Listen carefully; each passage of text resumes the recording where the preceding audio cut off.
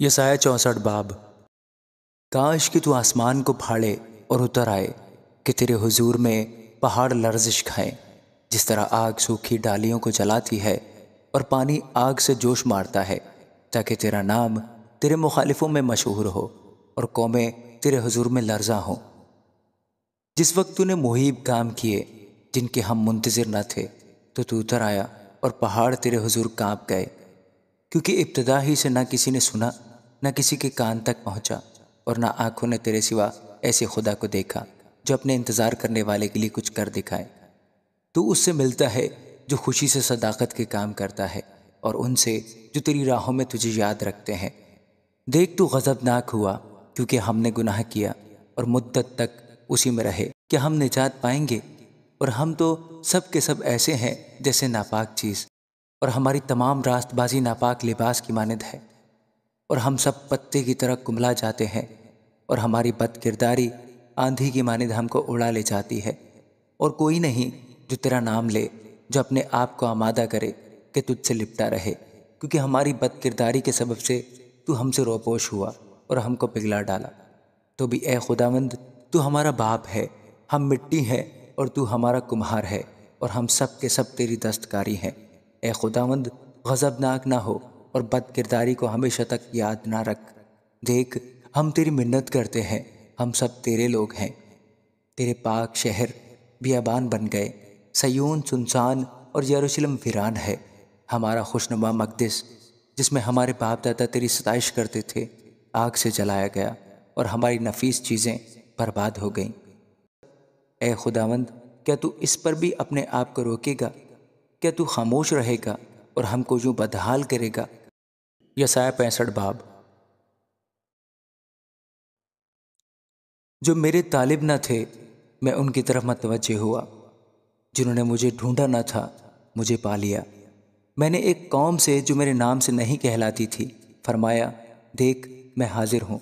میں نے سرکش لوگوں کی طرف جو اپنی فکروں کی پیروی میں بری راہ پر چلتے ہیں ہمیشہ ہاتھ پھیلائے۔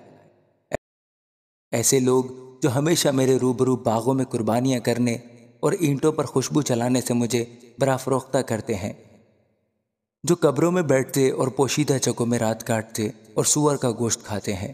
اور جن کے برتنوں میں نفرتی چیزوں کا شوربہ موجود ہے، جو کہتے ہیں تو الگ ہی کھڑا رہ،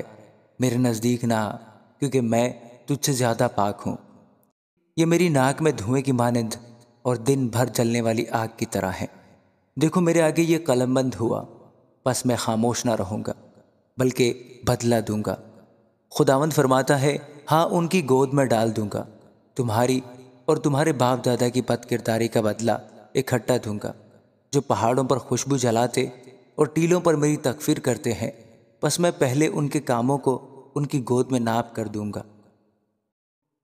خداوند یوں فرماتا ہے کہ جس طرح شیرہ خوشۂ انگور میں موجود ہے اور کوئی کہے اسے خراب نہ کر کیونکہ اس میں برکت ہے، اسی طرح میں اپنے بندوں کی خاطر کروں گا تاکہ ان سب کو ہلاک نہ کروں، اور میں یعقوب میں سے ایک نسل اور یہودا میں سے اپنے کوہستان کا وارث برپا کروں گا، اور میرے برگزیدہ لوگ اس کے وارث ہوں گے، اور میرے بندے وہاں بسیں گے، اور شارون گلوں کا گھر ہوگا، اور عکور کی وادی بیلوں کے بیٹھنے کا مقام، میرے ان لوگوں کے لیے جو میرے طالب ہوئے۔ لیکن تم جو خداوند کو ترک کرتے اور اس کے کوہ مقدس کو فراموش کرتے اور مشتری کے لیے دسترخوان چنتے اور زہرہ کے لیے شراب ممزوج کا جام پور کرتے ہو، میں تم کو گن گن کر تلوار کے حوالہ کروں گا، اور تم سب ذبح ہونے کے لیے خم ہوگے، کیونکہ جب میں نے بلایا تو تم نے جواب نہ دیا، جب میں نے کلام کیا تو تم نے نہ سنا، بلکہ تم نے وہی کیا جو میری نظر میں برا تھا، اور وہ چیز پسند کی جس سے میں خوش نہ تھا۔ اس لیے خداوند خدا یوں فرماتا ہے کہ دیکھو میرے بندے کھائیں گے پر تم بھوکے رہو گے،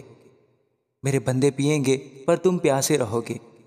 میرے بندے شادمان ہوں گے پر تم شرمندہ ہوگے، اور میرے بندے دل کی خوشی سے گائیں گے پر تم دلگیری کے سبب سے نالاں ہوگے اور جان کہیں سے وویلا کرو گے، اور تم اپنا نام میرے برگزیدوں کی لعنت کے لیے چھوڑ جاؤ گے۔ خداوند خدا تم کو قتل کرے گا اور اپنے بندوں کو ایک دوسرے نام سے بلائے گا، یہاں تک کہ جو کوئی روئے زمین پر اپنے لیے دعائے خیر کرے خدائے برحق کے نام سے کرے گا، اور جو کوئی زمین پر قسم کھائے خدائے برحق کے نام سے کھائے گا، کیونکہ گزشتہ مصیبتیں فراموش ہو گئیں اور وہ میری آنکھوں سے پوشیدہ ہیں۔ کیونکہ دیکھو، میں نئے آسمان اور نئی زمین کو پیدا کرتا ہوں، اور پہلی چیزوں کا پھر ذکر نہ ہوگا اور وہ خیال میں نہ آئیں گی، بلکہ تم میری اس نئی خلقت سے